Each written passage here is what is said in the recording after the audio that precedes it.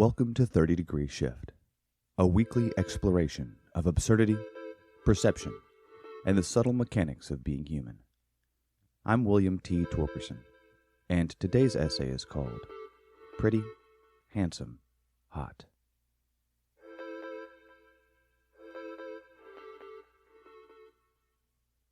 I've always enjoyed words. Now that I think about it, maybe the relationship is more fraught than I'd considered. Maybe we're frenemies. You see, words enjoy the odd characteristic of having both a hard and fast definition, or multiple, as well as a cultural connotation. Neither form particularly solid ground. Maybe frenemies isn't right either. I've never fought with words, only with humans over words. Strange how we can speak the same language and yet not. How often does a tool change while you're using it? Since I'm the weirdo that gets down and resharpens the saw teeth, let's just say I'm pedantic. I can't help myself. Well, I can sometimes, but it takes great effort. It just seems that humanity put all this work into inventing and developing language and culture that we should probably pay particular and specific care to the words we use. For example, the earliest taxonomical classification I recall instituting in my mind was around the words describing physical aesthetics of the opposite sex, whichever of them you might be attracted to. Specifically, the words beautiful, pretty, handsome, sexy, and hot.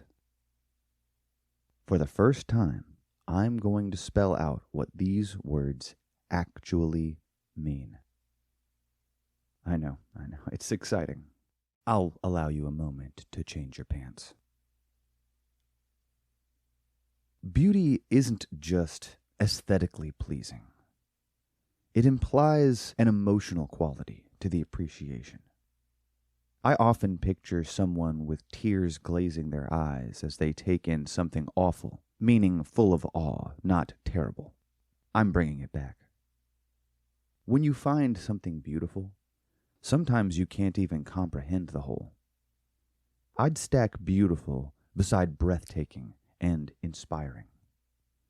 When I spy a beautiful woman from across the room, I'm nearer to intimidated than aroused. Pretty is a fascinating word. There's a lightness to it, a daintiness. That's part of the reason that men don't care to be called pretty. You can call me pretty as much as you like.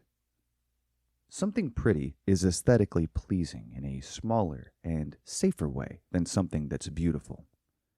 A mountain can be beautiful, while a smooth, colorful river stone can be pretty. I've never been intimidated by a pretty pebble.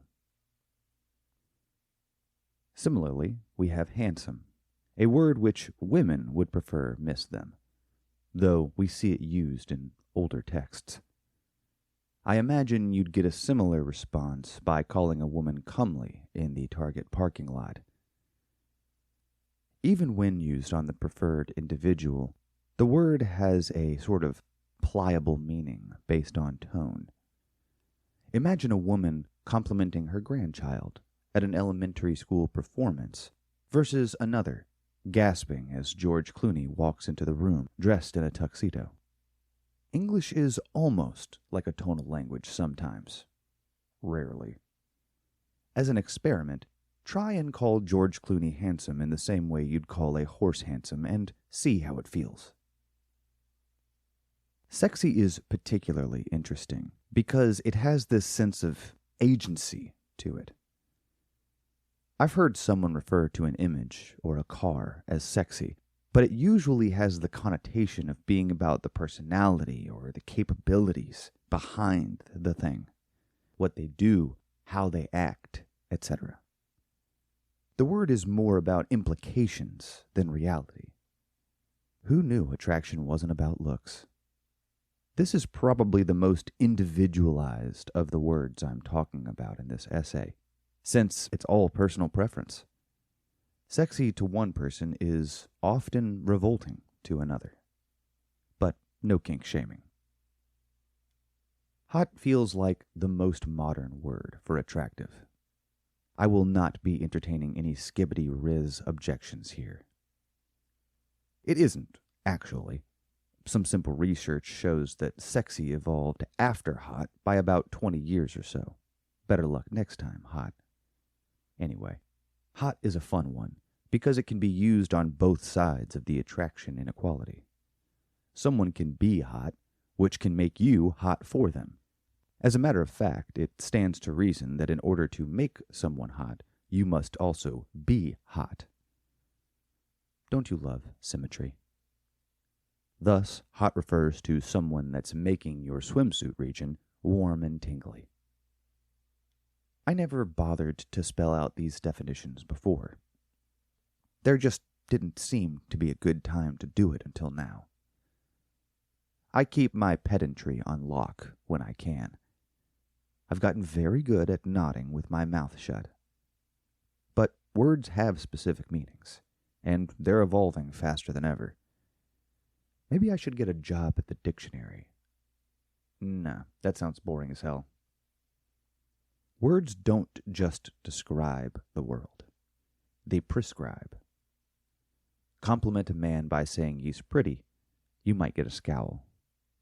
Compliment a handsome woman and try to get her number. See what happens. Meanwhile, beauty attempts to describe the indescribable, and sexy sits atop implications of personality. Not everyone feels the need to consciously categorize like I do, but they're doing it under the hood all the same. We drive language, then it drives us. It's a samba, not a military march. There are flourishes, kicks, and sometimes stepped on toes. Whether we know it or not, we all have a hand on her hip. I just happened to chat during the dance.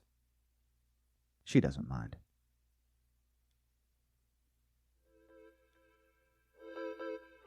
Thanks for listening to 30 Degree Shift. Join me for weekly releases every Wednesday at 11:11 a.m. at 30degreeshift.com or subscribe on Substack or your favorite podcast app.